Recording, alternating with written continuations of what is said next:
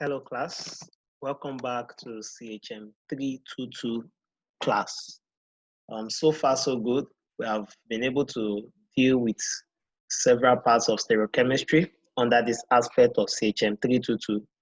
And finally, we'll be rounding up this part of CHM 322 with the chemistry of carbohydrates. Now there'll be a series of topics under this, which are majorly the classifications of carbohydrates, monosaccharide, disaccharide, and polysaccharide carbohydrates. So those are the three major classifications we'll be discussing. I hope I'll be able to cover, if not all, but cover monosaccharide and disaccharide in this video. And then maybe the last video I discussed polysaccharide. But if time permits, we'll discuss everything together here. We are not going too deep into each of these. We'll just be considering their chemistry and the things that are most important to us to discuss here. So let's go ahead. First, let's look at our objective. We'll describe the nomenclature of carbohydrates. We'll classify carbohydrates. We'll look at the structure and isomerism in carbohydrates. Don't forget, we've already looked at isomerism before under stereochemistry. So we'll be relying on those knowledge on carbohydrates here. And lastly, we'll look at some reactions of carbohydrates. So nomenclature, classifications, isomerism and structure, and finally, we'll look at reactions. Now, first, we need to define carbohydrates. I know you all are very familiar with carbohydrates. You must have, had encounters with the topic carbohydrates, at various facets of your academics. So, but just for a revision, carbohydrates are polyhydroxyl aldehyde or ketone.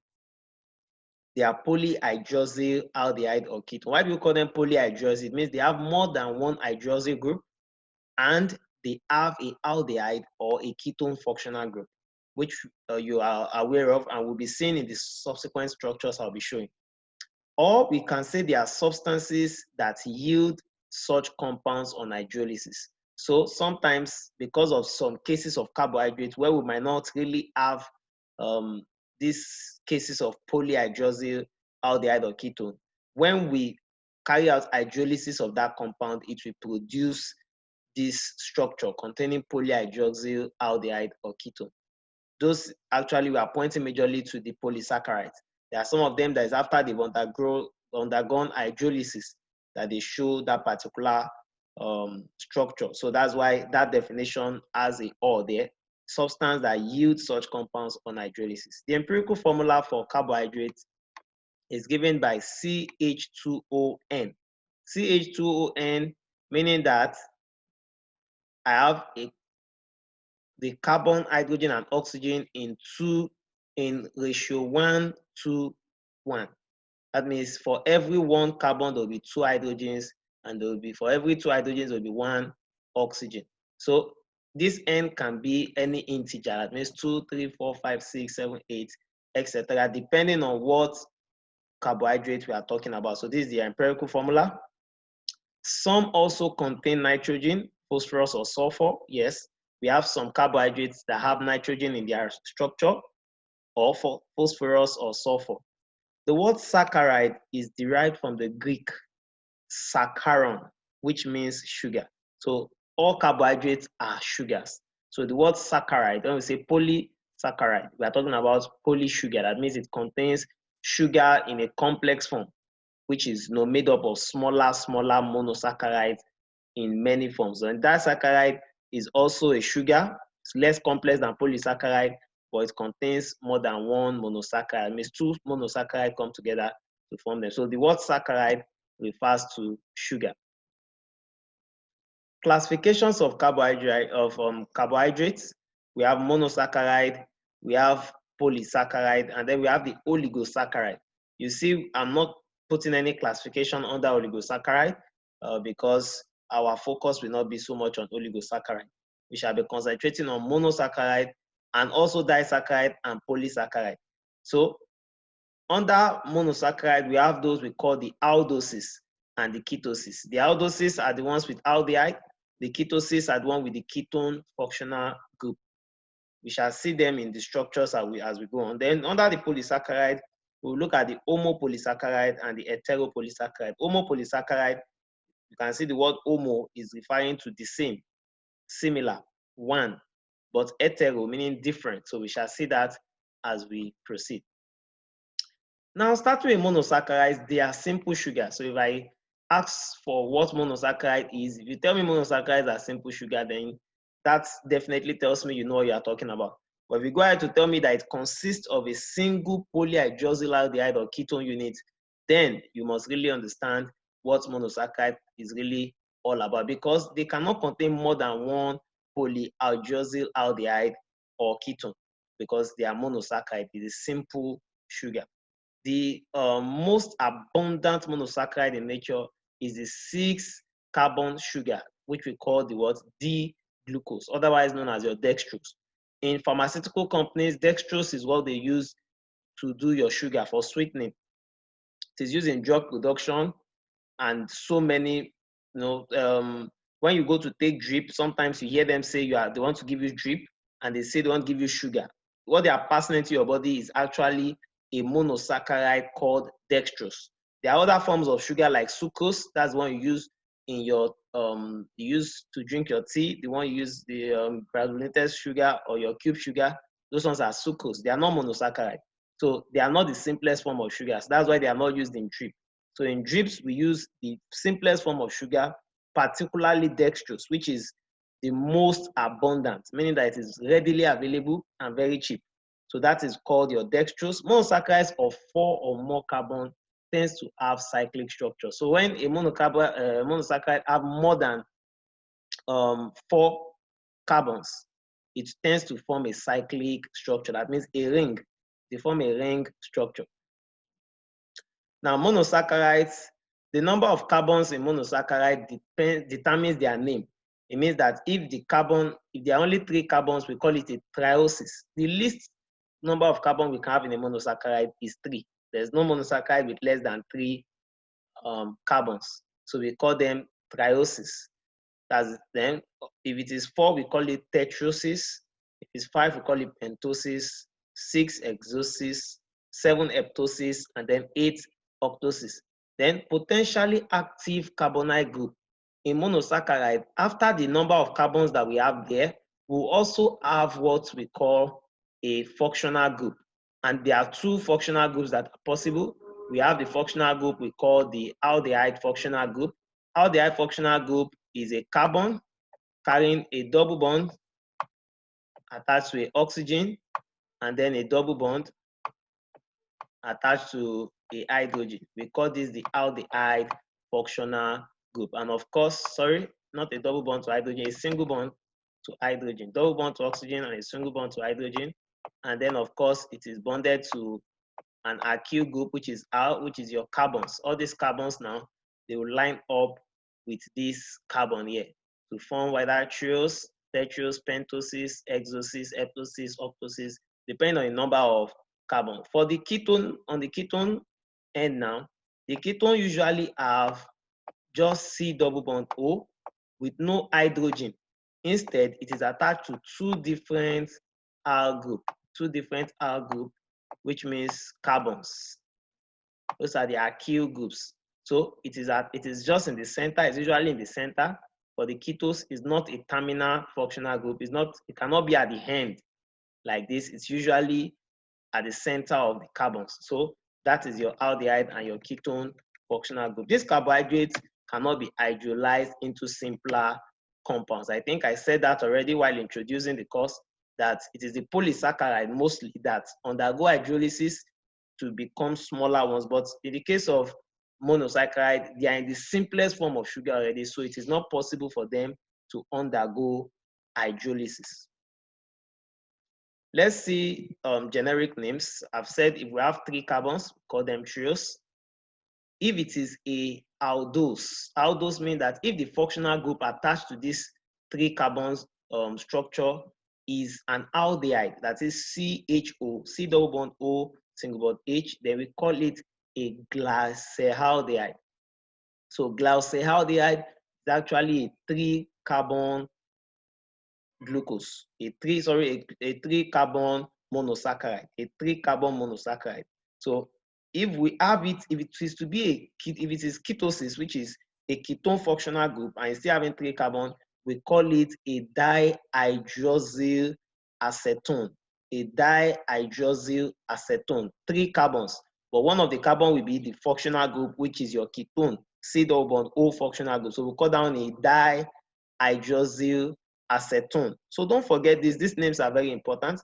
If we have 4 carbons, the generic name, generally, we just call them tetrose. Whether it is aldehyde or ketone, the name is a tetrose, generically.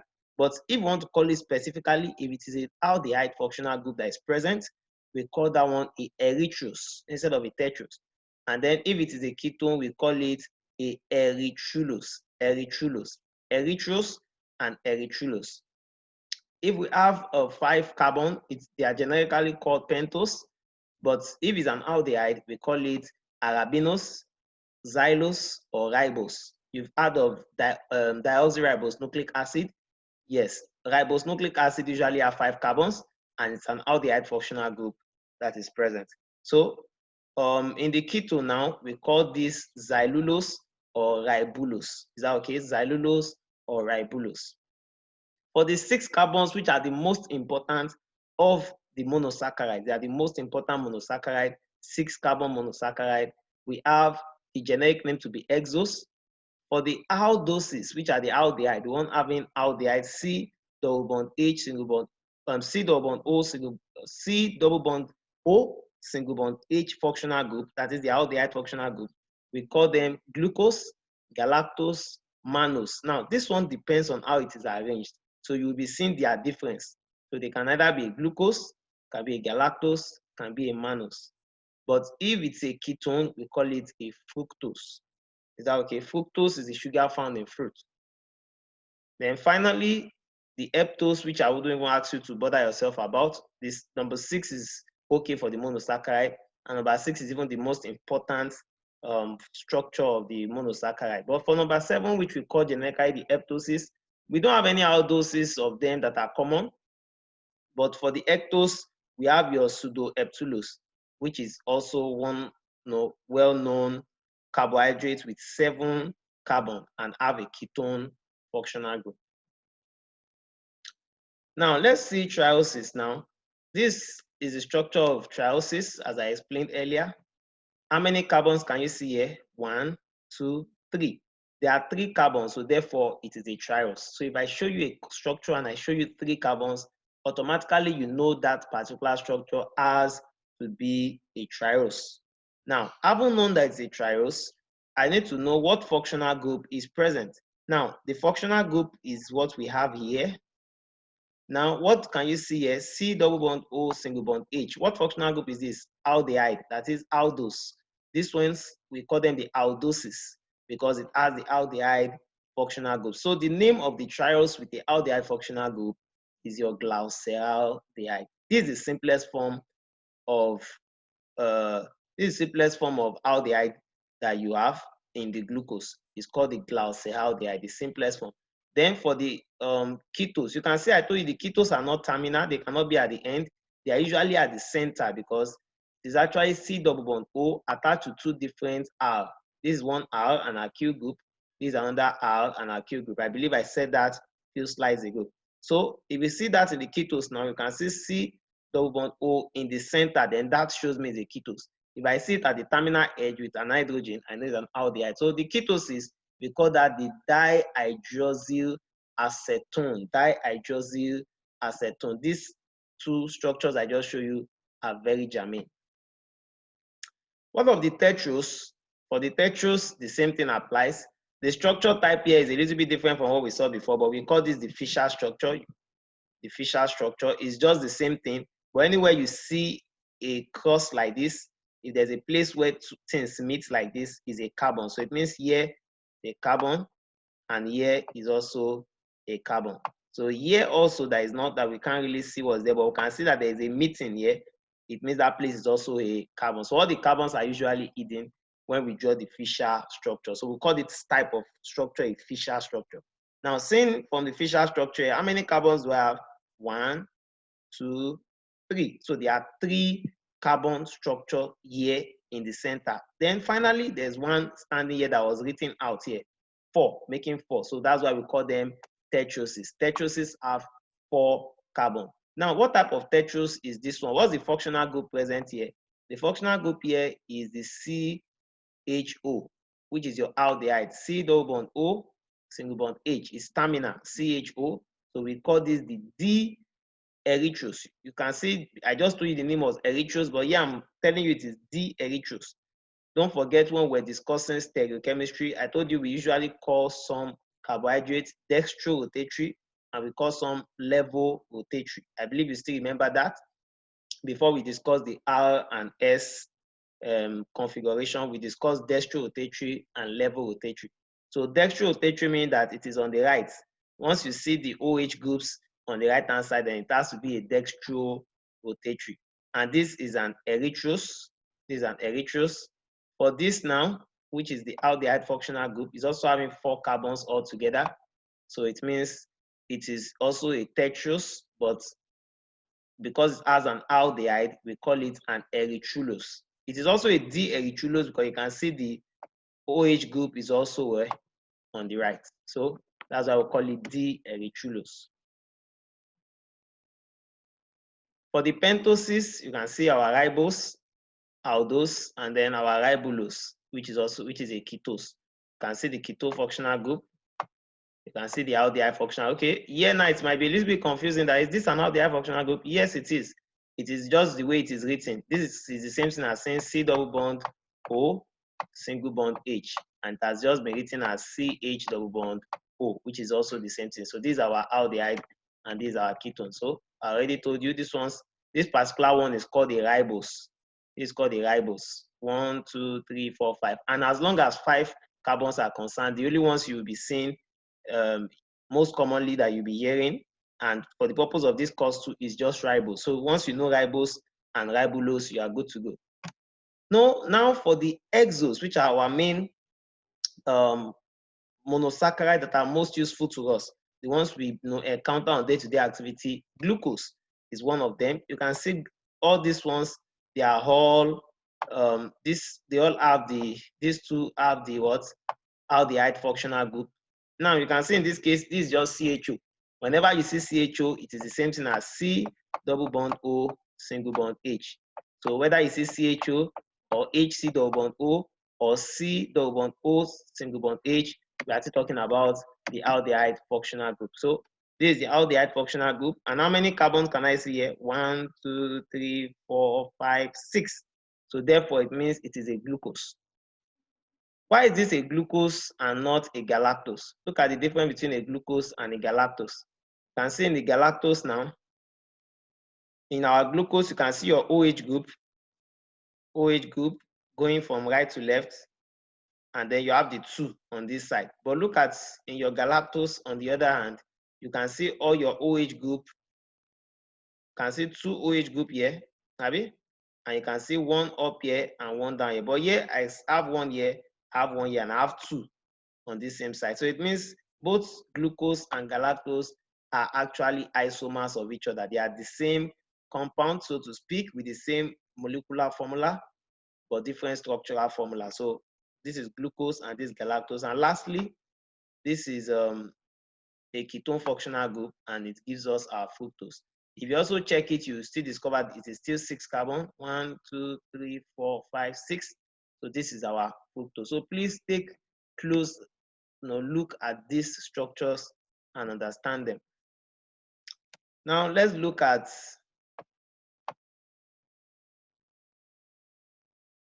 the representation of glucose structure.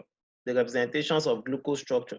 Now the absolute configuration of sugar are known as X-ray crystallography. So the absolute configuration, we call it the X-ray crystallography. And to represent 3-dimensional sugar structure on paper, we often use the Fisher projection formula. And that's what I was telling you the other time. Because the real configuration is actually X-ray crystallography, and we cannot represent it on paper because it's 3-dimensional. It is not what we can write on plain paper. So we use what we call the Fisher projection formulas. And in the Fisher projection formula, horizontal bonds project out of the plane of the paper towards the reader, while the vertical bonds project behind the plane of the paper away from the reader. If you remember when we were naming the R and S configuration of the stereo, when we're under stereoisomers, we will see that I used to tell you when we have a straight line like this, this is the Fisher projection. This one here, this straight line in the center, is actually moving towards you. This straight line, sorry for that, this straight line in the center is moving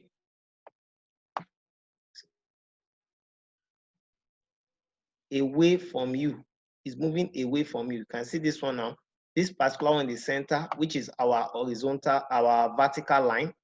Our vertical line is moving away. You can see vertical bonds project behind the plane of the paper. So this line is moving away from us, just like the arch wedge I showed you in the stereochemistry class. Those ones are the one moving away from you. Now, this one here is the thick wedge that I showed you in the other topic that I said is moving towards you. Moving towards you.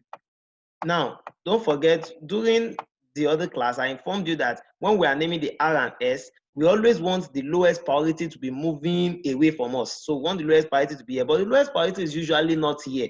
So that's why we used to reverse configuration. If you don't understand what I'm saying now, you need to go back to that video and recollect that to your memory. But that is generally the perception that you need to pick up from the Fisher projection, is that the horizontal bond used to project out of the paper. That means it is moving towards you, while the vertical bond is moving away from you. So that is how the Fisher projection is drawn. Now we can see this. This is our carbon with bond 1, 2, 3, 4. You can see here we still have our bond 1, 2, 3, 4. But what do we show now? You can see your arch wedge, which is your broken lines. This arch wedge now means that these two here are actually moving away from us. So that's why they are hitting an arch wedge. So this is the vertical line, which is always moving away from you in your Fisher projection. While these two, you can see they have thick lines, call them the thick wedge. This thick wedge, they are moving towards you in the real sense. But you know, on paper, we'll draw them plain. But what we mean when we draw it plain like that is that that part of it is actually moving towards you. It's not as plain as that on the paper. They are not on the same level like it looks like here.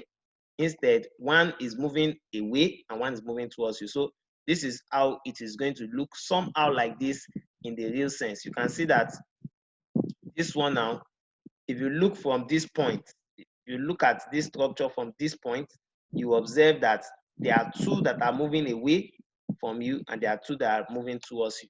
So it's not easy to view on paper, but if we have a modem, I believe some of you must have seen modem before, what we call the model. Those models is all these balls, red balls, blue balls, white balls. We use them to represent elements, and then we join them together to show the way elements combine. So looking at this now, if I have this structure, you can see if I have this structure here, this is a 1, 2, 3, 4, 5, 6. This is a 6 structure compound, and in fact, it is a glucose. You can see my OH is here, second OH is here, and the two on the same side. So it is a glucose, no doubt. Now, this glucose structure, the implication of this glucose structure to this place, if I want to say what the configuration of this place will be, you've been taught before, but let's assume we want to tell the configuration of this carbon. Don't forget, when we are writing configurations of carbohydrates, we look for configuration for all the carbons that are what? Chiral centers. And here now, this first carbon can be a chiral center because it's carrying a double bond. This second carbon is a chiral center. This one is a chiral center. This one is a chiral center. This is a chiral center. This one is not because it has 2 hydrogen. Abi? No, it must not have any 2 the same substituent. All the 4 substituents must be different. So let's pick this one and let's assume that we want to write the configuration. We will give priority based on atomic number. The one that will have the highest priority is this, which is oxygen, because oxygen is 8. Atomic number of oxygen is 8. Atomic number of hydrogen is 1. Atomic number of carbon is 6. And this is another carbon, which is 6. So priority 1 goes to the one that is 8. So this gets priority 1. That's why we have 1 here. Now, priority 2, we go to which one? either of these two, which we don't know because both of them have 6, 6. So don't forget, the next thing to do is to move on to the next element that it is standing next to. Now, I told you the next element can be from any direction. We don't have to move from up to down. We can also move to the side. Anyone that has the highest atomic number that is directly attached to this carbon. What's the element directly attached to this carbon with the highest atomic number? It is oxygen. So this place is still what? 6. Is that okay? Oh, sorry, atomic number of oxygen, this place is what? 8. So, but for this one now, which is this carbon here, it is attached to this. This one now is directly attached to what? A oxygen, which is also 6. But don't forget, I told you, which is also 8. I told you that if the oxygen is carrying a double bond, it means there are 2 oxygens. So instead of saying 8, I'll say 8 plus 8, which is 16. So this one is definitely bigger than this other one. So this one will get priority 2. And then this one here, we get priority 3. Hydrogen will definitely get priority 1. So we have to move from 1 to 2 to 3 in that order. Is that okay? So in order for us to move in that order, you can see although there is 4 here and we can't move over this 4, it doesn't matter. Once you see 1 and 2, you are done. Just move from priority 1 to priority 2 is what matters to us. So I say you assume as though you are driving a car. If I'm rotating a car and I'm rolling my hand in this direction, I'm driving a car and I'm doing like this, where am I turning to? I want to turn to the left. Is that not so? If I'm doing like this, it means I want to turn my car to the left. So this is left configuration, which means it is S configured. But don't forget that I told you that even though it is S configured like this, because hydrogen is not where it's supposed to be, the hydrogen, which is the lowest priority, not always hydrogen, but in this case, hydrogen is the lowest priority. The lowest priority is supposed to be moving away from us. So, and from this diagram, the part that is moving away from us is this center. From the Fisher diagram, don't forget, this center is one moving away from us. This part is moving towards us. So it means whenever you are doing for the, what do we call them now, the carbohydrates, the lowest priority is usually not in the center. So it means you always reverse your answer. If your answer is going like this, you turn it back to the other side, which means if I'm rotating my vehicle steering like this, where am I trying to turn to? To the right. So the configuration of this particular glucose is R. So that's why I've put the R configuration here. So this is the R configured glucose. Counterclockwise R. That means H is pointing up. Now, you need to understand how to do this configuration yourself and know how to do it well. I believe I've explained this already in the previous class. I just had to repeat it because it's very important for you to know. Now, alcohol reacts with carbonyl groups of aldehyde and ketone to form what we call hemiacetals and hemiketals. That means if it is reacting with a aldehyde, if it's reacting with the aldehyde, it will form hemiacetal. If it's reacting with a ketone, it will form hemiketal respectively. So let's see how alcohol carry out this reaction. We are now talking about reaction. So now pay close attention. This is a al group, which can be anything. So we just use this to represent all the carbons that can be there. We call this the alkyl group.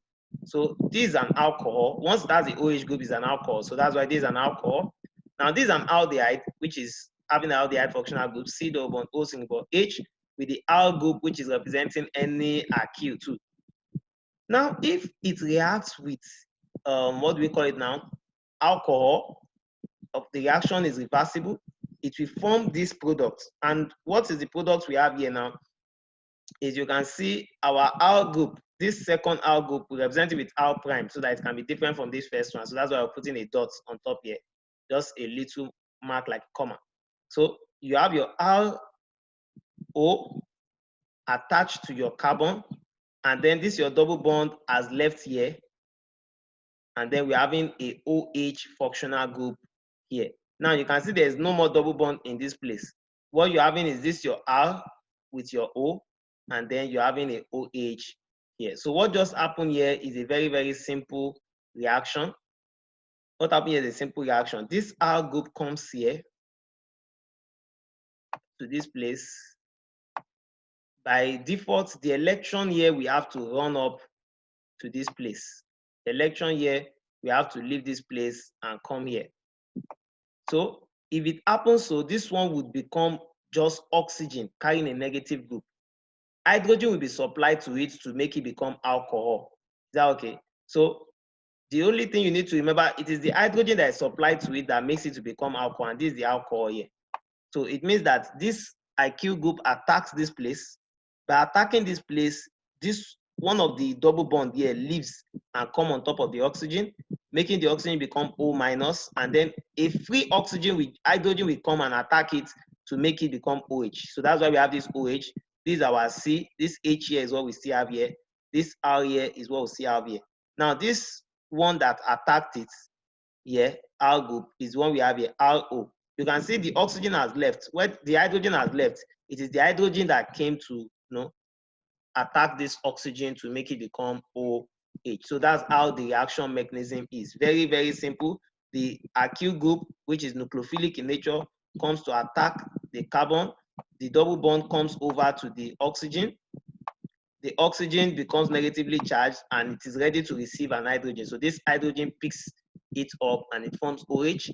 And then, of course, you know this one has attacked this place, so it will be attached to this place to form your R prime O. Very simple, and we call this an hemiacetal.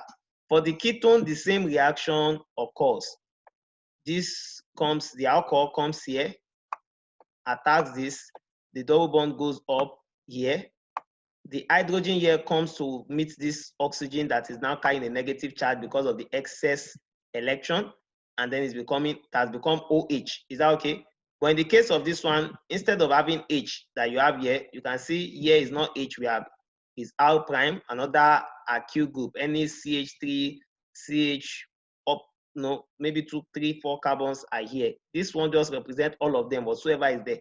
So that's what we have R here, and we have another R here, and of course this one that attacked it, we have its own RO here. We call this one an hemiketal. This is a very simple reaction mechanism. So when alcohol reacts with carbonyls can be aldehydes or ketones, forms acetal and hemiacetal respectively. So the hydroxyl and either the aldehyde or ketone group of monosaccharide can likewise react intramolecularly and form cyclic hemiacetal and hemiketals. The meaning of this is that it's possible for you to have a alcohol and the aldehyde inside the same structure to react with each other and form a cyclic structure. For example, you know in your glucose, we have your aldehyde, which is your CHO, and then we have several carbons, about 5 other carbons. So, and don't forget, we have OH group here in your, what do we call it now? In your glucose, we have, and then we have also OH, and finally OH again. Now, these OH groups are also alcohols. I know in order for this alcohol used to react with aldehyde, so it's possible for this alcohol to actually attack this aldehyde to form a hemiacetal. The same thing, this one can attack this to form an hemiacetal. When that happens, the structure becomes a cyclic structure. That means the same, we call that an intramolecular reaction. So they react intramolecularly. So that is also very, very possible. The configuration of the substituents to each carbon atom of this sugar ring are conveniently represented by their outward projection formula. So whenever that kind of a reaction occurs and they form a ring, in order for us to show the structure of that ring, we no longer use a Fisher structure because Fisher structure can only be used for non-ring carbohydrates. But once they are formed a ring, we need another form of structure, and we call that the outward projection formula. So I've shown you two projections, two structure formulas now. We have the Fisher projection formula and the outward projection formula. Know the difference. Fisher is used for non-cyclic aldehydes, non-cyclic carbohydrates, while the outward is used for cyclic carbohydrates. So we use the cyclic to represent the outward to represent the cyclic structure. So let's see what we are talking about. This is an aldehyde functional group. Again, these are glucose. I believe you remember this is glucose. The difference now is that instead of writing CH2OH, we've written it out as CHHOH. The two OH that are here are still here. OH on one side, OH on the other. So this is our glucose. So now, from here now, from this our glucose, we can see that reaction can actually occur between the glucose and the aldehyde. How will that happen? Look at, let's use this particular glucose in number 5, this particular hydroxyl in number 5. What will happen is that this carbon here, which is carrying the alcohol, you know, we said R prime carrying alcohol. Let's now, it is in the same molecule, so we'll call this one intramolecular. This one now can come here and attack the aldehyde in its own molecule, the same molecule. Now, if it attacks the aldehyde, the double bond, the excess electron in double bond moves up to this oxygen. And by so doing, this oxygen carries a negative charge, meaning that it has what we call excess electrons. Now, once it has excess electrons, immediately hydrogen will go and fill up that space. So the hydrogen here now, which is this one here, will leave this place and come and fill up this place, forming a OH group. So that's why we have, instead of the C double bond OH that we have here now, this place has now become OH, and this one is the H. So this H here is this H. This OH now is this. So that's what bats this one.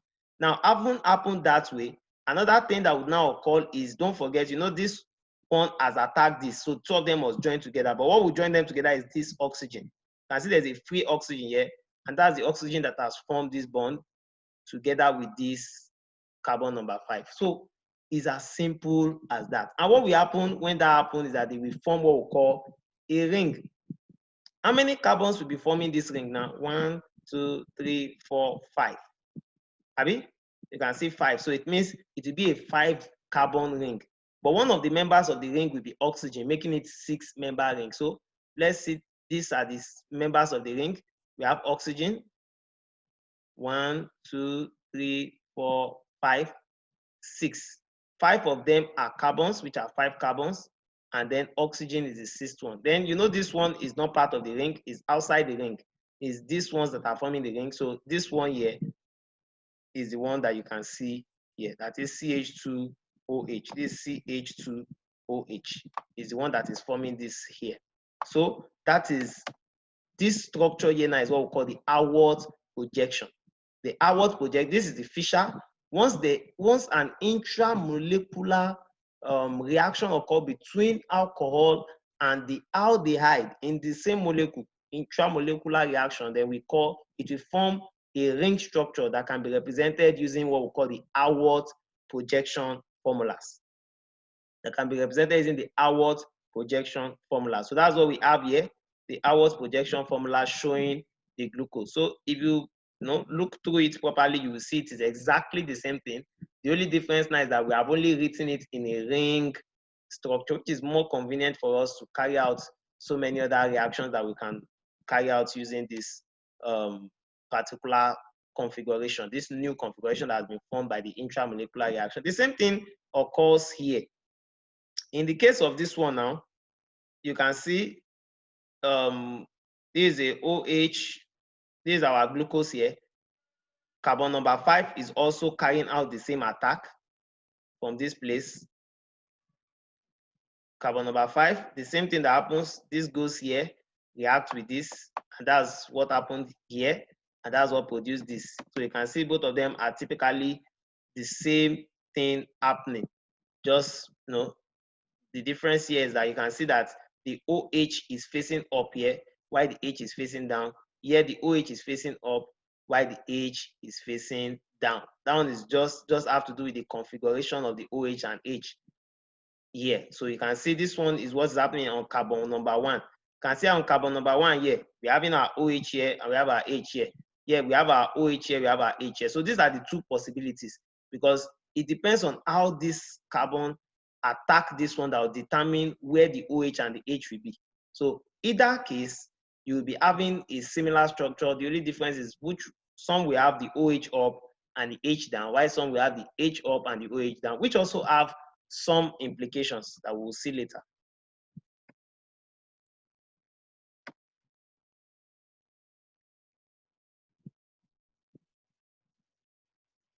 All right, so let's continue.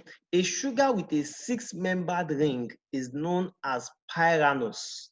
when a sugar has a 6-member ring, the 6-member ring does not necessarily have to be carbons. It can have a nitrogen in it or a oxygen in it. So in the last one we saw, we can see glucose forming a 6-member ring with one of the member being oxygen. It's also called a pyranose. Take note of the word pyranose.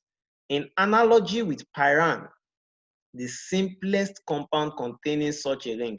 Similarly, sugars with 5-membered rings are designated furanose in analog with furan. So furan and pyran are already common compounds that are well known. Once say we have a furan, it means it's a 5-membered ring with a oxygen.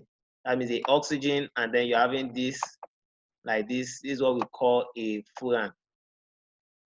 So it's a cyclic structure. It's among the heterocyclics. So you can see this is a furan. But once it's a glucose, we call it a furanose. So we got the name of furanose from furan. And then we also have pyran.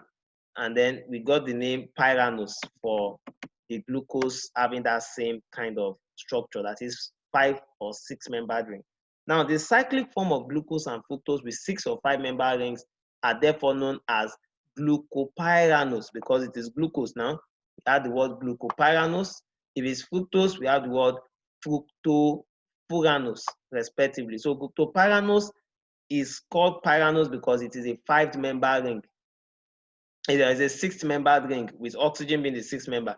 But in fructofuranose is a 5-member ring, meaning there are 4 oxygens that will be making up that ring. There are 4 hydrogens making 4 carbon making up that ring with 1 oxygen, 4 carbon and 1 oxygen. So we call that one a fructofuranose. Is that okay?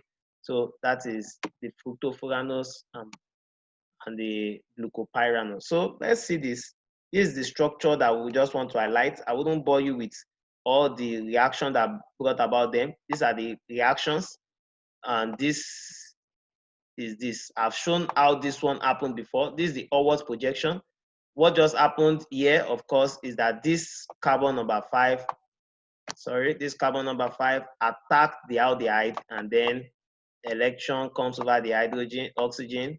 This hydrogen have to go and fill up the excess electron here, and then this oxygen bonds with this. And then if we draw the structure, you can see it here. If we bring them close to each other, this same structure was bent so that you can see what really happened.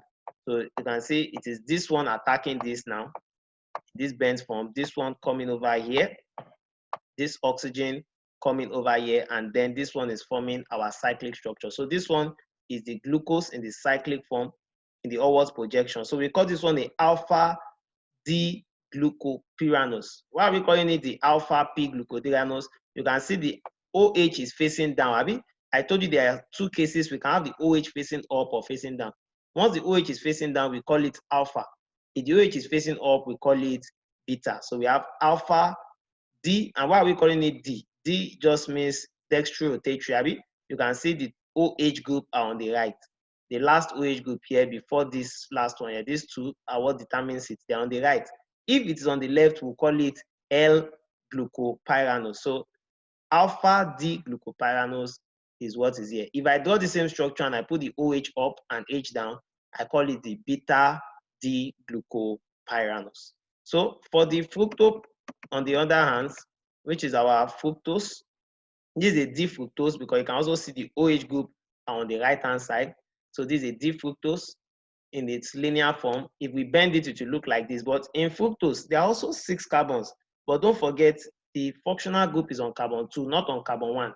That's why it cannot form a pyranose. It can't form a 6-member ring because this one here and this one here will not participate. It is carbon number 5 now that attacks this.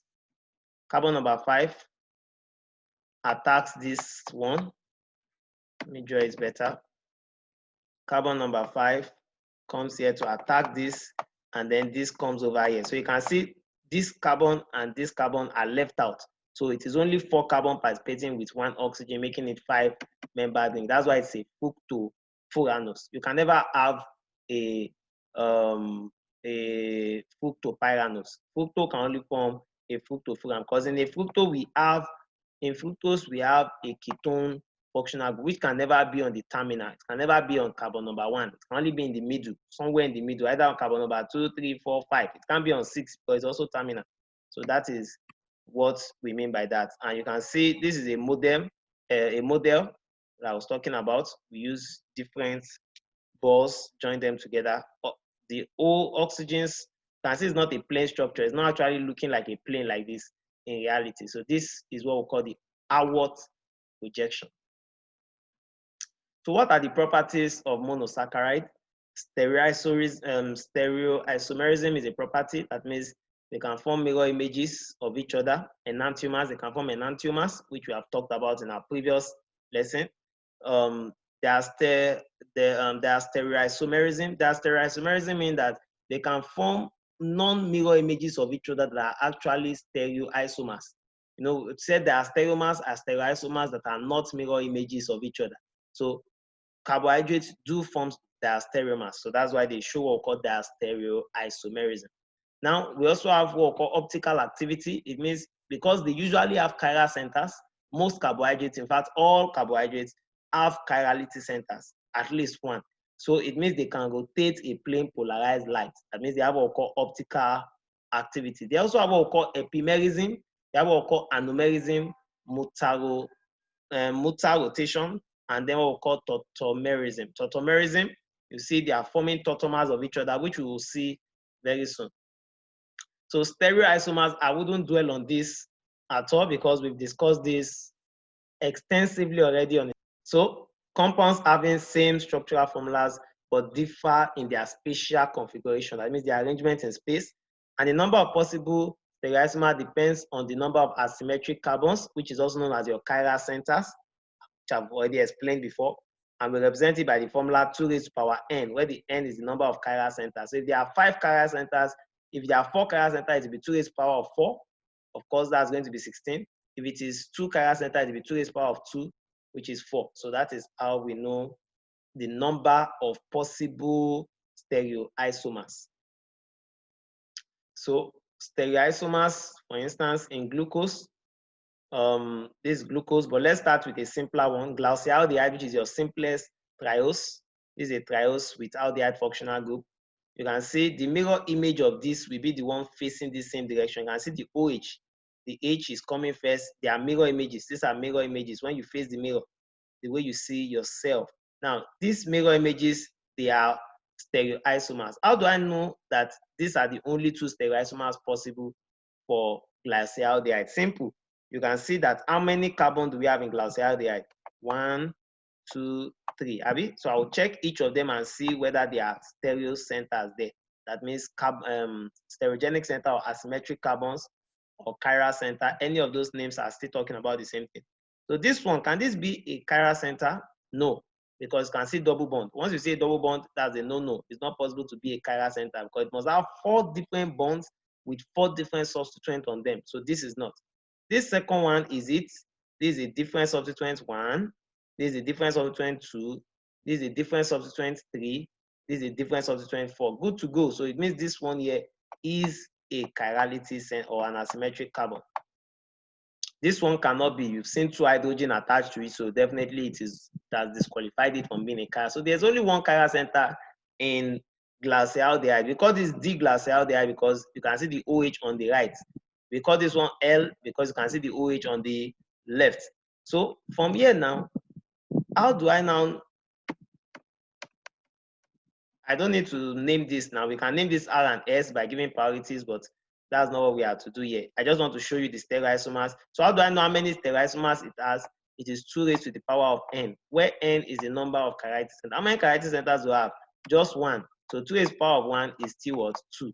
So it means this one has only 2 stereoisomers. These are the only 2 possible ways I can actually draw a stereoisomer of glyceraldehyde. And you see, one will be T and the other will be L. If this one is R rotatory, this one will be S. They can never have the same. If this one is R configured, this one will be S. They can never have the same configuration because they are mirror images. And particularly, they are enantiomers because they are non-superimposable mirror images of each other. So they are not diastereomers, they are enantiomers.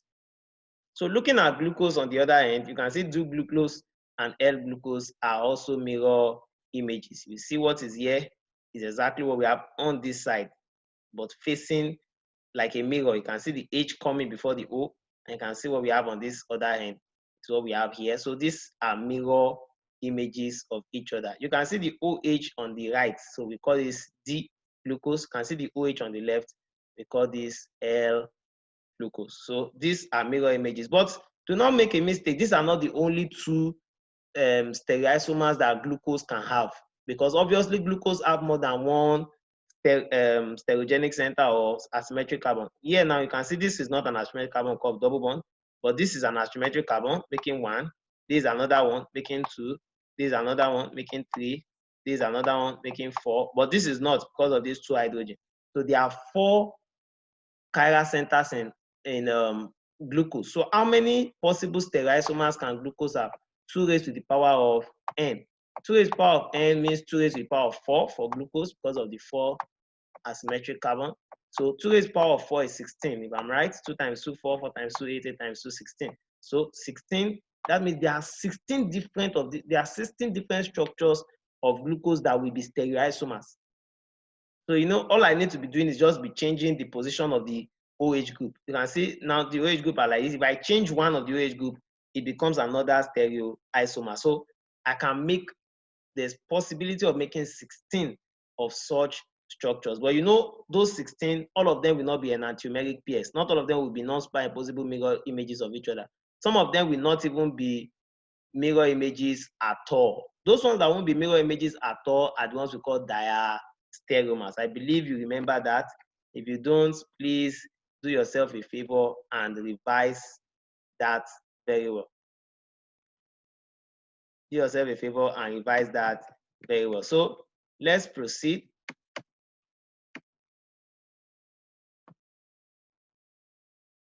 Diastereomers now, configurational changes with regards to the carbon 2 and carbon 3 and 4, they produce 8 different monosaccharides, which I said all I need to be doing is be changing the position of the OH. Once I'm changing the position of the OH, it will be giving me different configuration. So as a result of that, it will be producing new stereoisomers. And I said for glucose, there's possibility of producing 16 such images. Now, only 3 are seen in human body. We have glucose, galactose, and mannose. So I told you glucose and galactose are actually isomers of each other. They are the same thing. It's just the position of the OH that differs in them. So because of the change in their position, it gives a different stereoisomer. And I told you those stereoisomers have different physical properties from each other. So glucose is not the same thing as galactose, even though they have the same molecular formula, but their structure, both of them are C6H12O6, but their structure is different, and the way they respond, the way they react in our body is also different. So these are the only 3 monosaccharides in human body. The only 3 that are seen in human body is glucose, galactose, and mannose. Now, if you see here now, you see the structure of this one here is an allose, altrose. Altrose and allose here, these ones are because of aldehydes. You can see this is glucose itself. Glucose usually have one OH on the other side, and 2 OH on the same side. And then you have your last one, which is CH2OH, which is common to all of them. You can see this one, 2H on the same side, 2H on the same side, 2H on this side, 2H on this side. We call this one the mannose. So just take a look at them and try to understand the trend there. Do not bother memorize it. Just make sure you know the one of glucose and the one of galactose. So optical activity, which is another property of stereoisomers. Another property of stereoisomers is optical activity. The presence of asymmetric carbon atom causes optical activity, which we've already said before in our previous class. And we also learned how to calculate the observed rotation, specific rotation. All that was done under stereochemistry. So when a beam of plain polarized light is passed through a solution of carbohydrate, it will rotate the light either to the right or to the left, depending on the rotation. Molecules can be dextrorotatory, that means plus or D, or level rotatory, that means minus in that case. Then we also have what we call racemic mixture. I also mentioned that in the previous lecture. Equimolar mixture of optical isomer has no net rotation. So if we have a racemic mixture, the both enantiomers, one of the enantiomer must be positive, that means R, and the other will be S.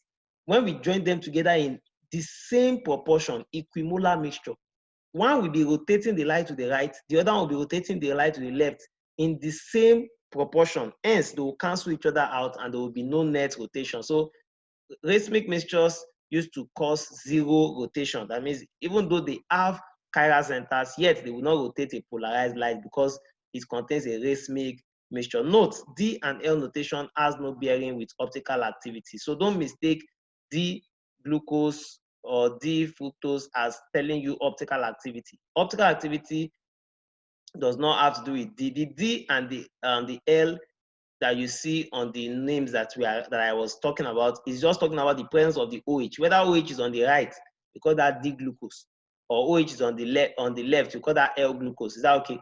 So that one, but for rotation, your R and S is what will tell us about rotation. R and S configuration.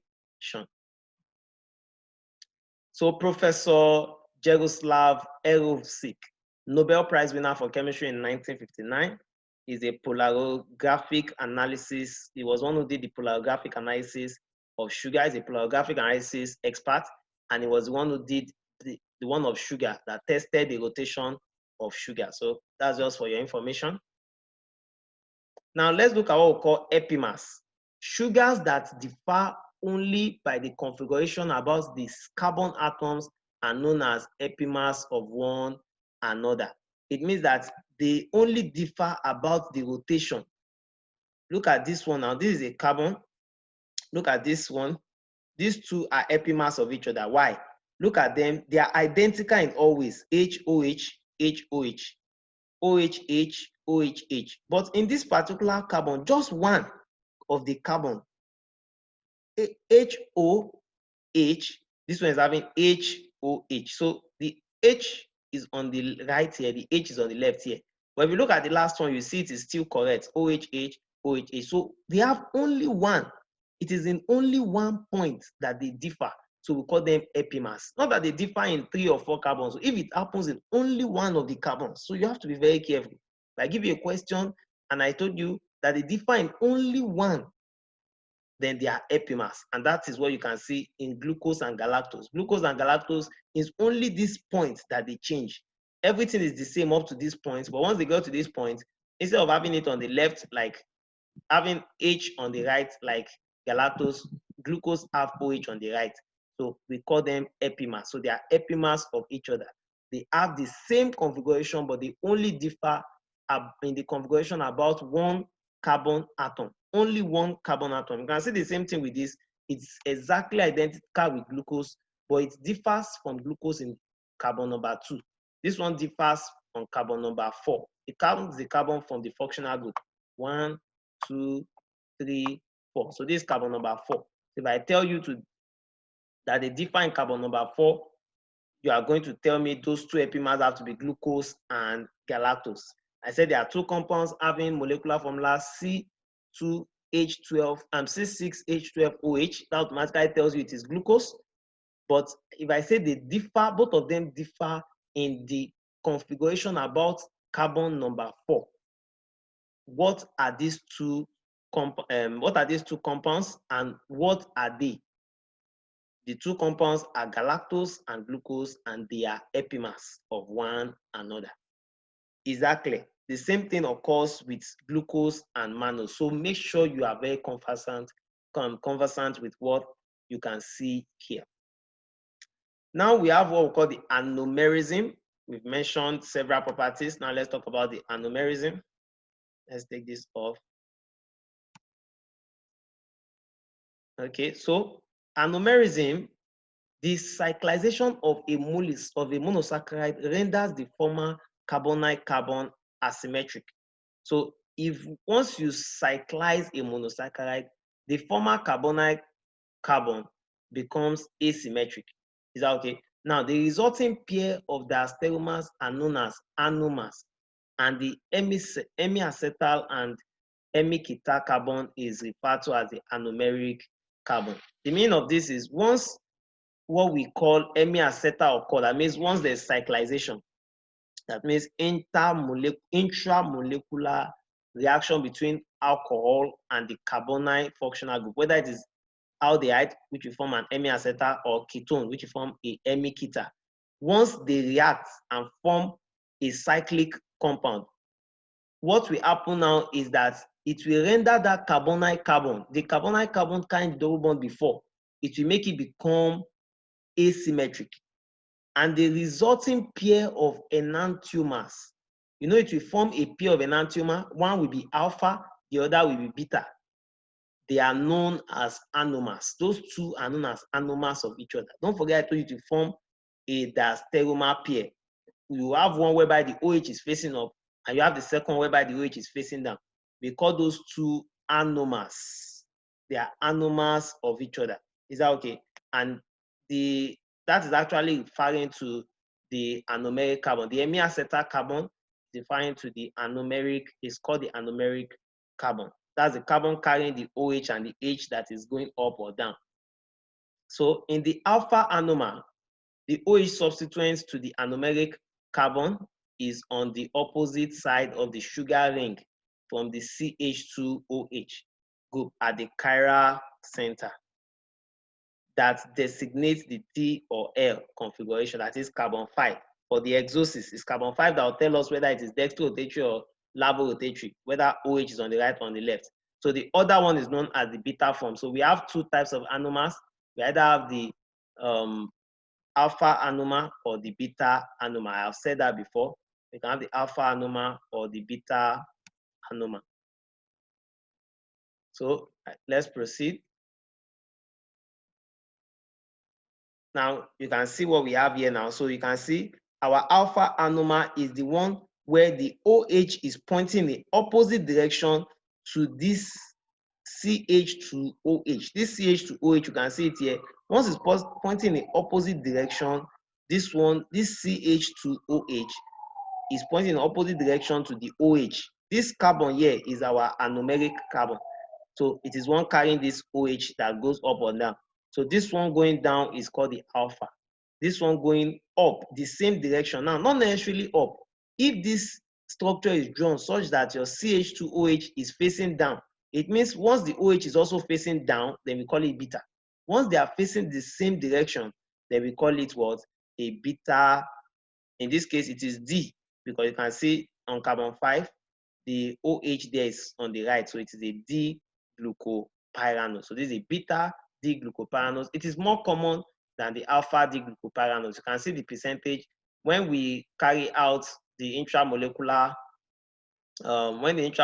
reaction between the carbon 5 and this aldehyde occurs, more percentage of beta D-glucopyranose is formed than alpha B-glucopyranose. So if I ask you which of the two anomers, alpha or beta, is most abundant, you are going to tell me it is the beta that is most abundant. The beta is more abundant than the alpha.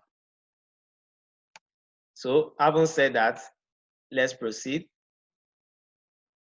So we also have what we call the mutal rotation, is another property. Another property is the mutal rotation. Each of these properties, you must be able to explain it on your own to ensure you understand what I'm explaining to you and you're able to express it in a way that will be clear for me to be able to see that you understand this concept. The two anomers of D-glucose, as any pair of diastereomers, have different physical and chemical properties. So I've told you whether it is alpha or it is beta anomer, it has a different physical and chemical property. So they are not the same.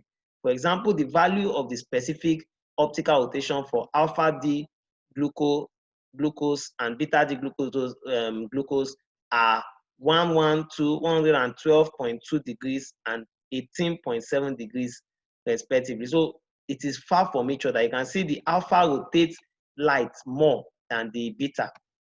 Even though the beta is more abundant, the alpha has a higher specific rotation than the beta.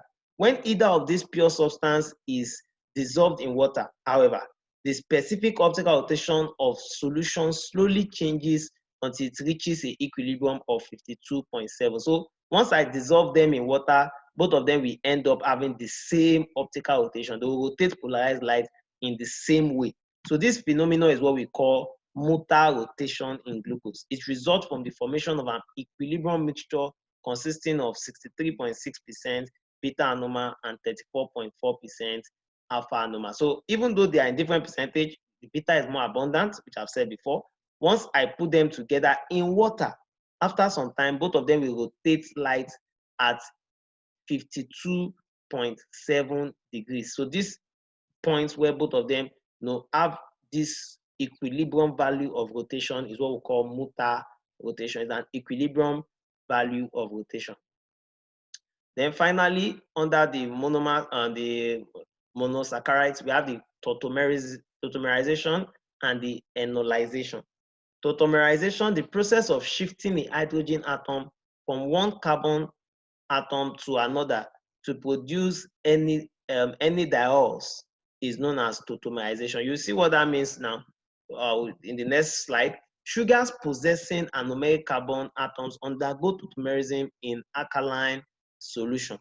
In mild alkaline solution, glucose is converted to fructose and maltose. This interconversion of sugars from a common diol form is called the Lobrew-de-Bruyn Van Ekenstein transformation. So that long name that you can see there is the name of the person who actually observed this tautomerism that occurs, changing from one form to another. So the diols are highly reactive. Hence, sugar is in alkaline solution. Sugars in alkaline solution are powerful reducing agents. So, for example, sucrose is a powerful reducing sugar. So we have many reducing sugars when they are in alkaline solution. They are powerful reducing agents. So look at what we are talking about here. This is our D-glucose.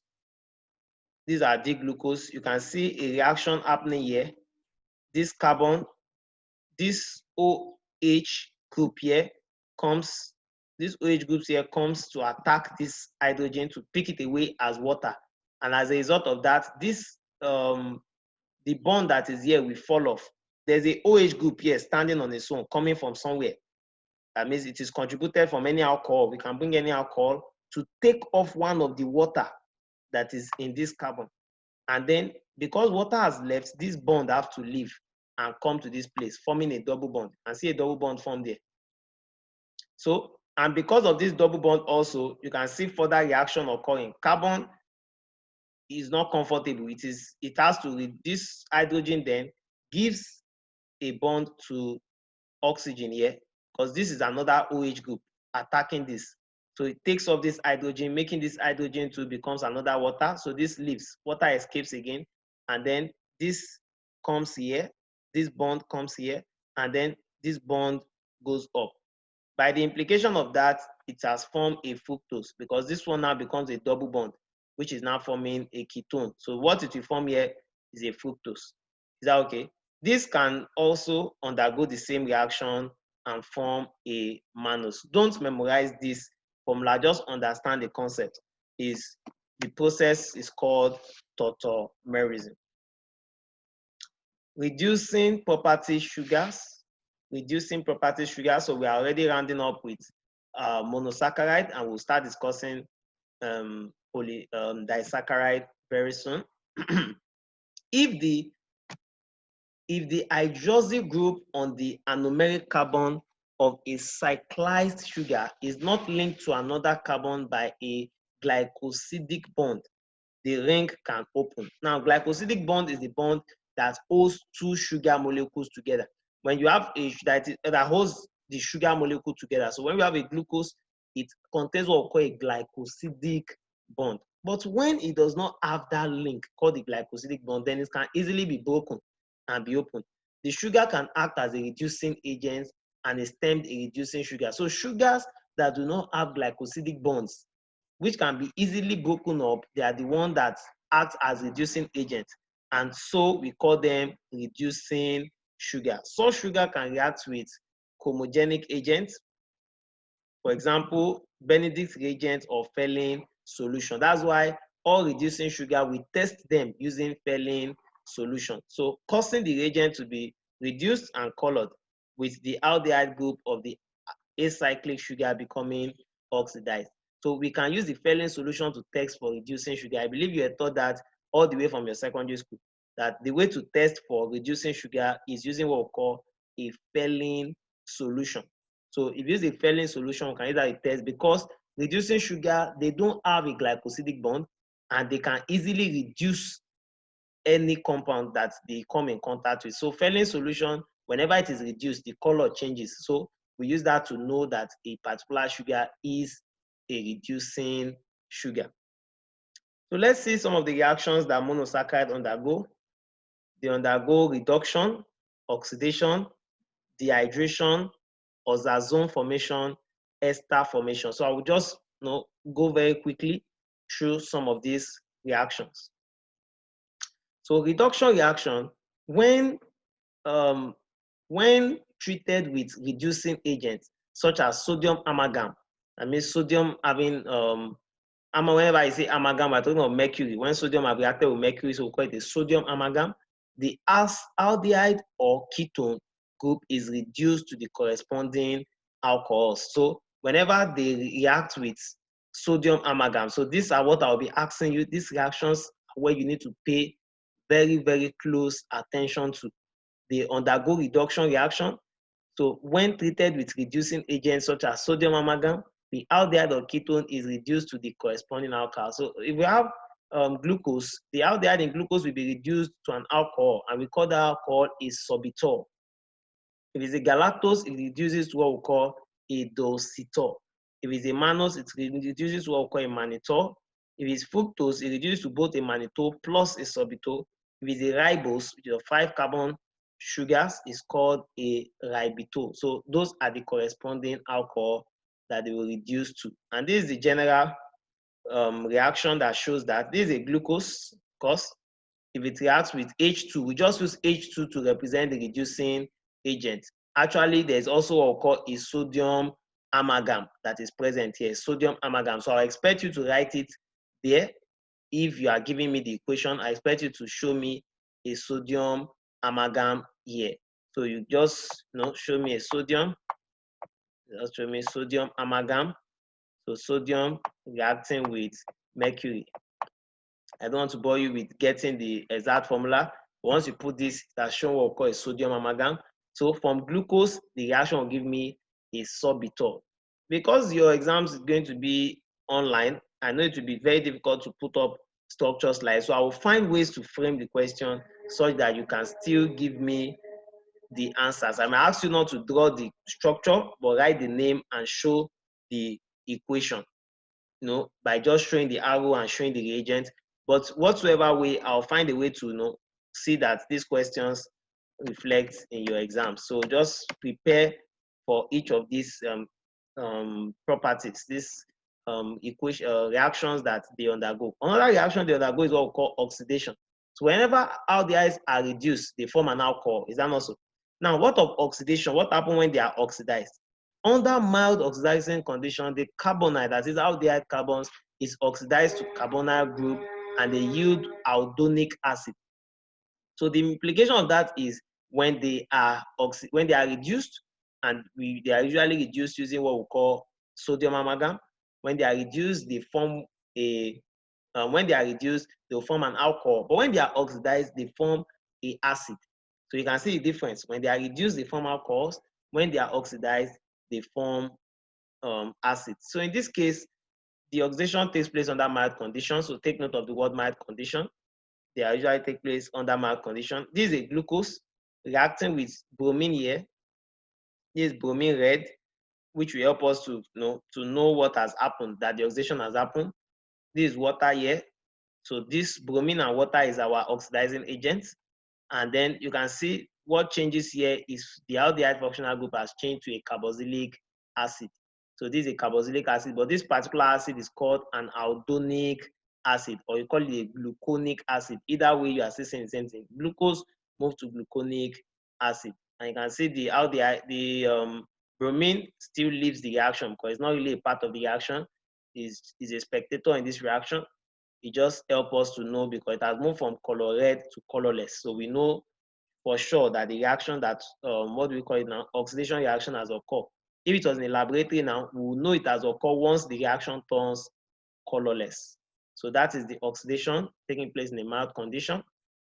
When aldehyde group is protected, oxidation of the last carbon, C6 of glucose, galactose or mannose forms the corresponding uronic acid, which are what? Your glucuronic, galacturonic, and monouronic acids. The meaning of that is if we protect the aldehyde, there are different protective coats we can use to stop reaction from occurring in this place.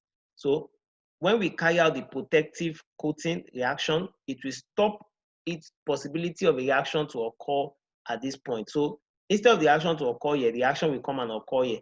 And the CH2OH that was here before, we turn to an acid, which is COOH, that is our carboxylic acid. So we call this kind of an acid, these ones are uronic, they are called the uronic acids.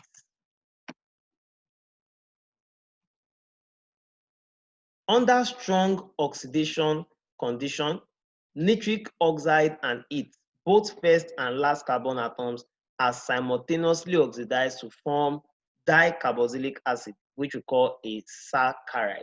Okay, acid, a saccharide acid. Now, glucose is oxidized to what we call glucosaccharide acid. So this occurs under strong oxidation condition.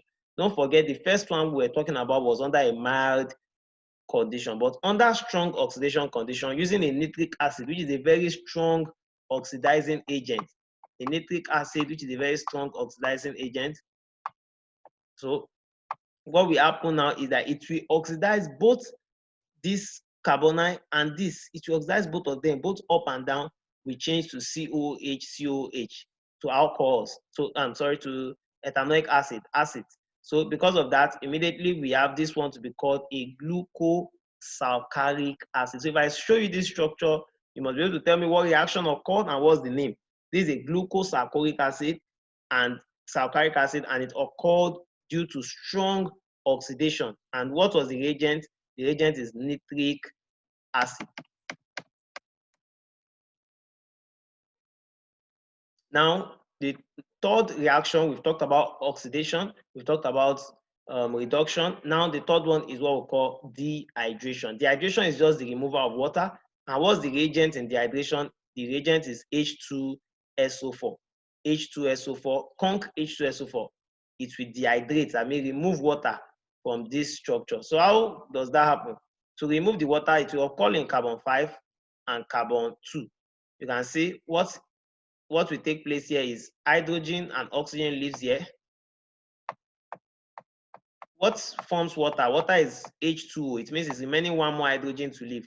One more hydrogen from here will leave to join this to form water. So this becomes H2. What is left here is oxygen. Now this oxygen will be linked to this other one in a ring. So that is the ring that has formed here. So we call this one a hydroxy methyl 4-fura. So this is called a hydroxy methyl 4-fura. You can see we are calling it fural here because you can see how many carbons, how many ring members are in this ring. 1, 2, 3, 4, 5. But this is not a furan, and it's not a furanose. It's not a furanose. So you can see double bonds here, which are not present in furanose. So we call this one a 4-fura. A 4-fura. So take note of those reactions and their product and their reagents. Dehydration is what occurred here. So let's see some other simple dehydration. This is also a 4-fura that is being produced. This is a pentose. Pentose is a 5-carbon glucose, 5-carbon sugar, 5-carbon sugar, not a glucose, because it's a pentose. Now, if it is reduced, H plus here is representing reduction. It moves from this to a 4-fura, and from a 4-fura, if we react it with FCl3, it gives us a blue-green complex, and then you can see if the same reaction occur with the exose, which is a 6 carbon sugar like glucose, it will form a 4-ferrat when it is dehydrated. When it's dehydrated, it forms a 4-ferrat, but this 4-ferrat is a 5-hydroxymethyl 4-ferrat, just like the one we saw in the last slide. If we react it again with FeCl3, it will give us a brown complex. So you can see we can also use the issue of dehydration. This is dehydration, please. You can also use the issue of dehydration to find out the difference between this particular species. So if I have a pentose, if I get a blue-green complex, I know it has to be a pentose. If I don't know this was a pentose when I started, by the time I get to this place and I got a blue-green complex, I'm sure it is a pentose. And if I get a brown complex, I know it is a exose. That means whether a glucose, galactose, or mannose. So oxazone formation is another reaction they undergo. Reducing sugars, when you react them with phenylhydrazine, it forms what we call an oxazone. When reducing sugars react with phenylhydrazine, it forms oxazone. Now, glucose, fructose, or mannose, which are exose, their oxazone usually have a needle-shaped crystal. If it's maltose, it has a sunflower shape. If it's lactose, it has a powder puff shape. Do not memorize any of this. You won't be needing it. What you need here is this statement. This is how oxazones are formed. And you see in the next slide also what occur. This is the oxazone. Once I told you, once the glucose or any reducing sugar reacts with a phenylhydrazine, it will form what we call the oxazone. Look at what we have here now.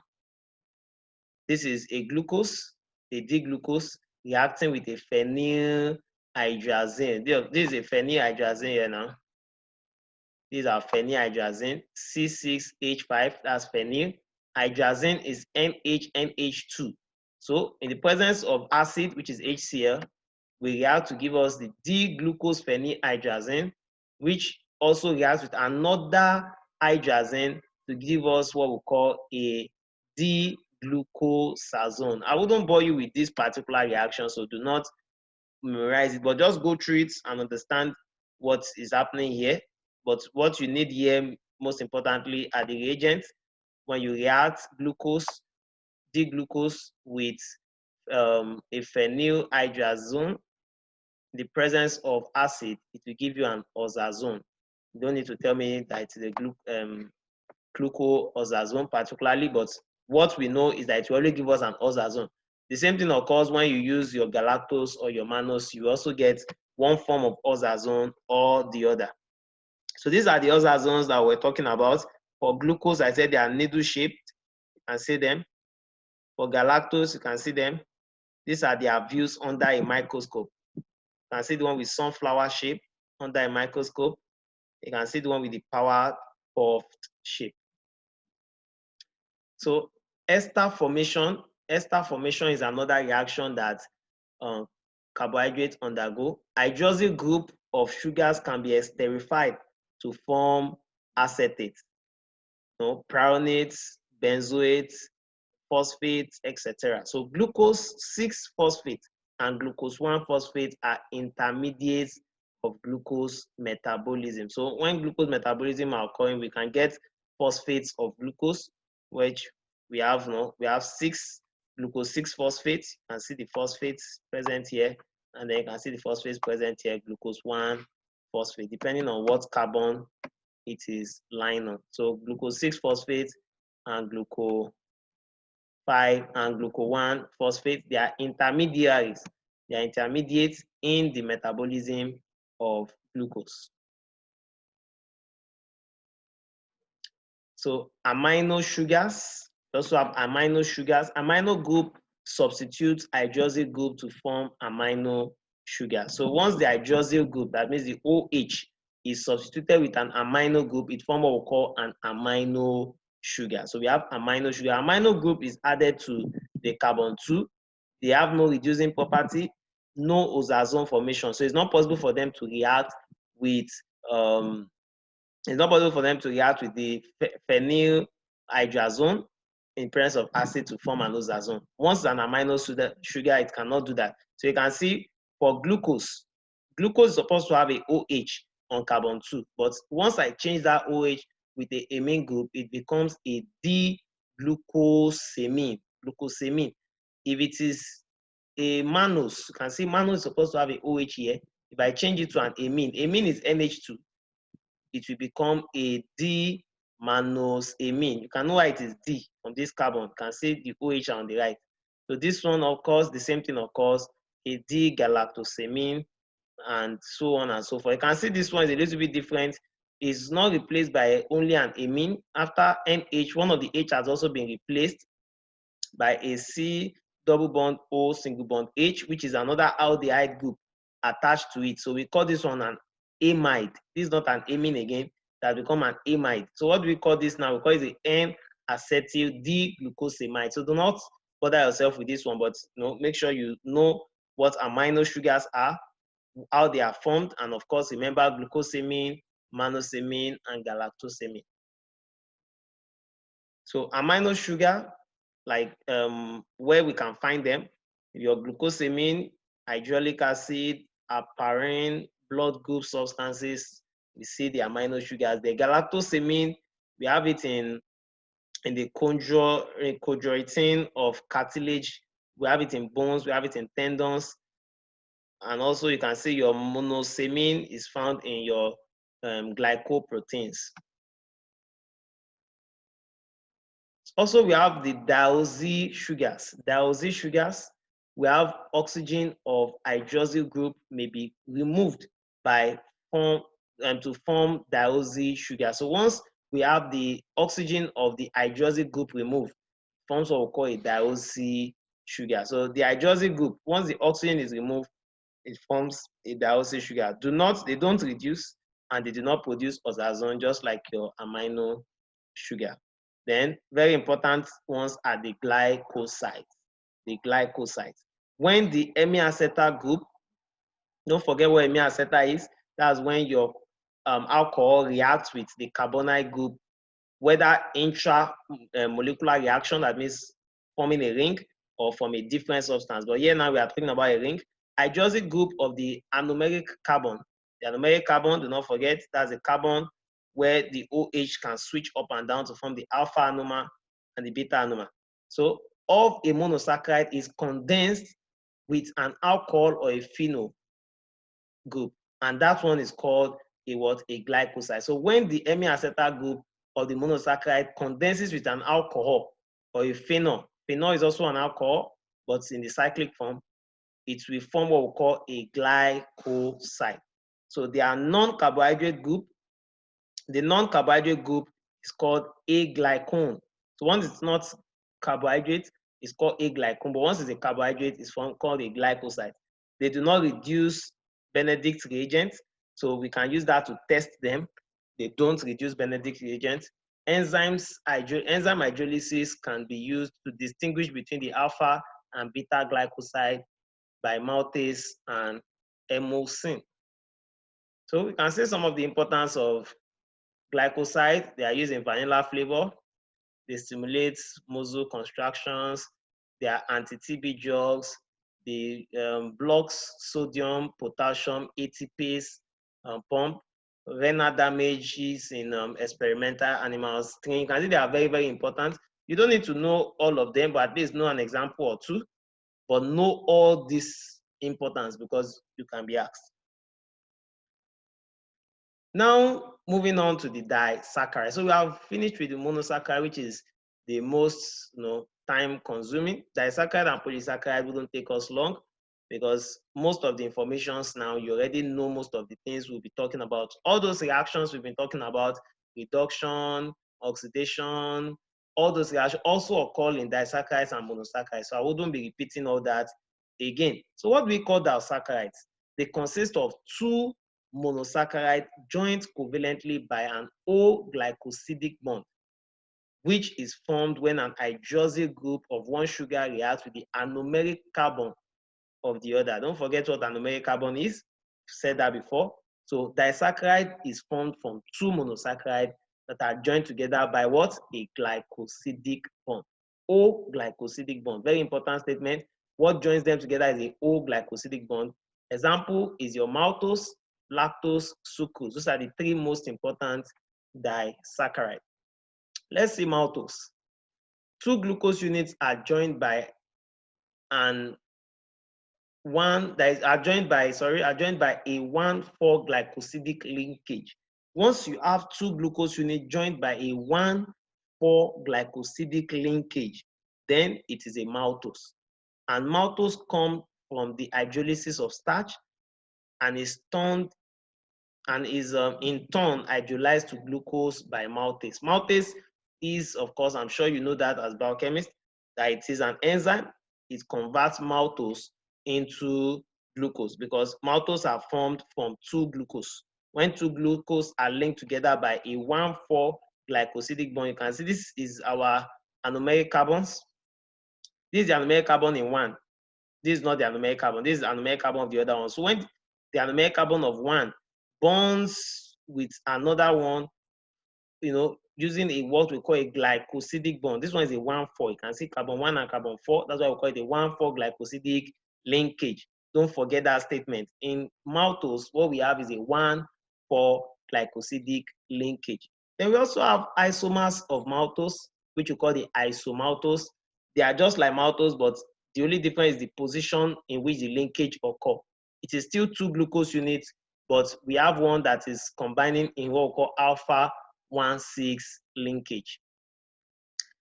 So the isomaltose, they are produced by partial hydrolysis of glycogen and starch. Oligo 1,6 glycodase present in the intestinal juice hydrolyze isomaltose into glucose unit. So for isomaltose, in order for it to be hydrolyzed to glucose, it needs a oligo 1,6 glucosidase enzyme. So unlike that of maltose, that just needs a maltase to convert it. Now, talking of the second one, which is lactose. Lactose, the disaccharide of milk. In milk, what we have in milk is what we call lactose. And it consists of galactose joined to a glucose. So in maltose, what we have is galactose joined to a glucose, and they are joined by a beta 1,4 glycosidic linkage. They are joined by a beta 1,4 glycosidic linkage, and that's what we have here. Because you're writing a online test, online exam, I wouldn't be able to ask you to draw this structure, which are things that I should be asking you, but I will structure the question in such a way that I will still be able to ask it one way or the other. So ensure that you are aware, beta 1,4 glycosidic linkage. Sucrose now, which is the one in our common table sugar, the one you eat almost every day, is the one obtained commercially from cane, that's sugar cane or beet. The anomeric carbon atom of a glucose unit and a fructose. So it's formed by a glucose and a fructose, and they are joined by a alpha 1,2 glycosidic linkage. Sucrose has the molecular formula C12H22O11. You can see it. So this is sucrose. You can see it's the only one I'm giving you the molecular formula for a reason. So sucrose is non-reducing. It has no oxazone formation. Sucrose can be cleaved into its component monosaccharide by an enzyme called sucrase. Do not forget, otherwise known as invertase.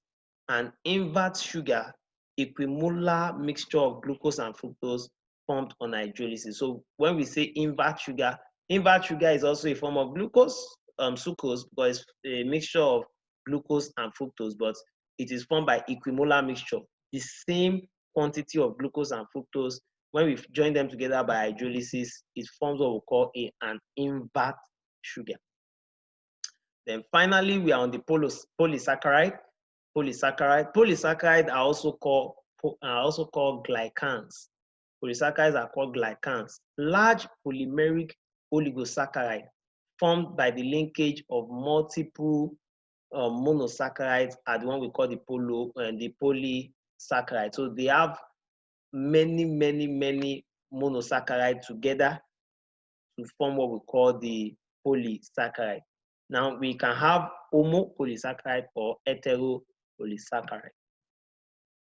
So if it's a homopolysaccharide, which is the most common, you have your starch, your glycogen, and your cellulose. These are homopolysaccharide. You can see you have your inulin, you have your dextran, you have your chitin.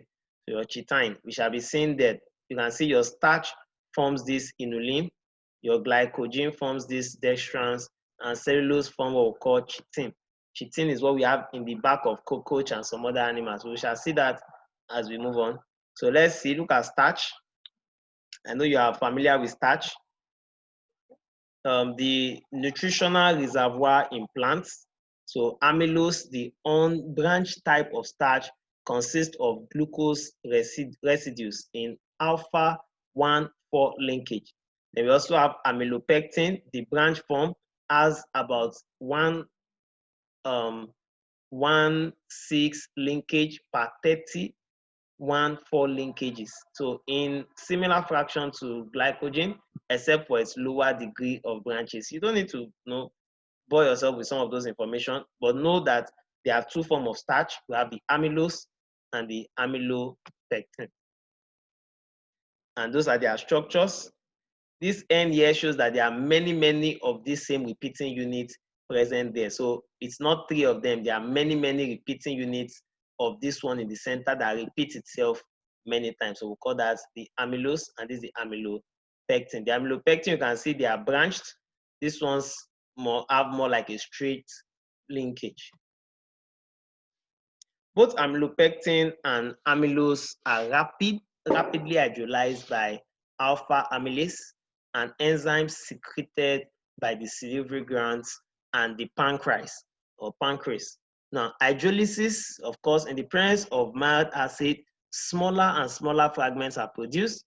Hydrolysis over a short time produces amylodextrin, which gives violent color with iodine in and is non-reducing. So it gives a violent color when it has undergo hydrolysis. These are experiments that they still do in some secondary schools and primary schools. If you get beans, uncooked beans, if you pour iodine solution on it, it will not give you the violent color. But once you cook the beans and you pour the iodine to give you the violent color because it has been hydrolyzed. So just peruse through other informations here. I wouldn't be dwelling much on them. Then we have the glycogen.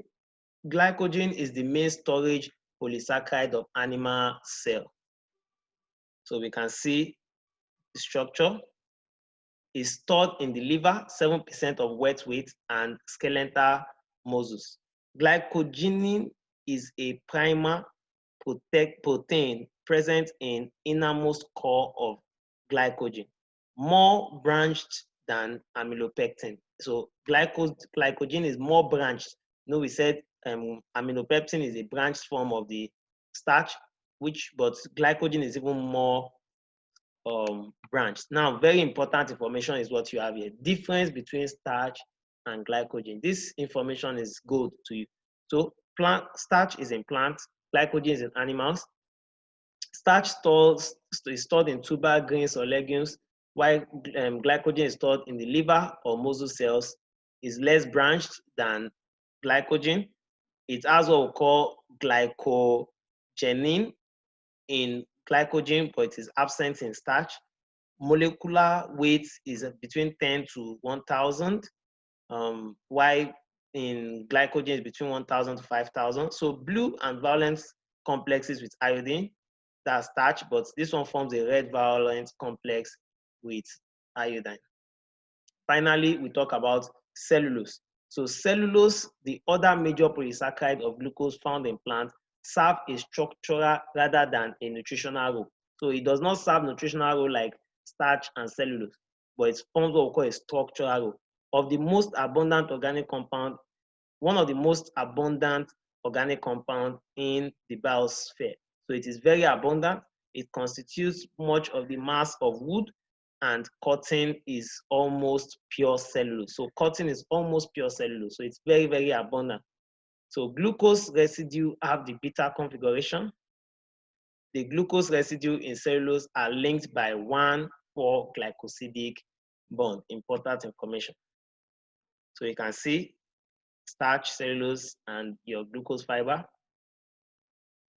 Then inulin, of course, inulin, we have the long chain homoglycan composed of D fractal units with repeating beta 1,2 linkages, is present in bulb of dahlia, onions, garlic, used to find renal clearance and glomerular filtration rate. So do not bother yourself with the inulin.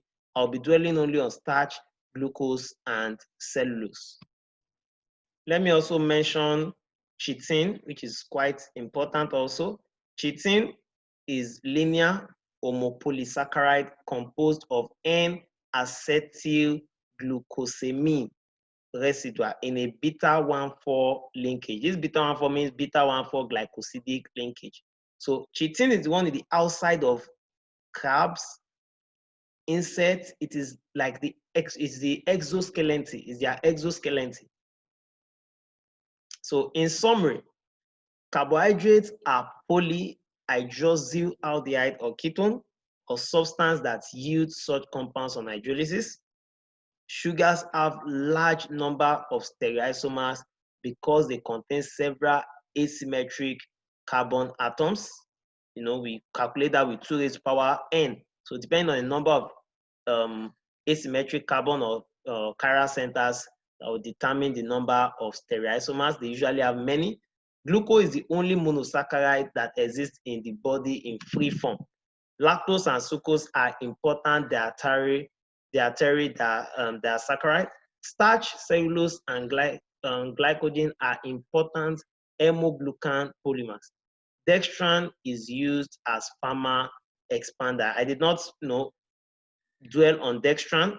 I only talked about chitin and inulin. So dextran, the only information I want to pass about dextran is that they are used as a plasma expander. Used as a plasma expander.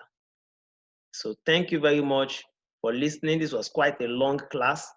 I wish you best of luck in your exam because this is where we are going to be stopping for CHM 322 on my side. So I wish you best of luck in your exam. So ensure you study well and understand the contents of this lecture properly before taking your exam. Good luck.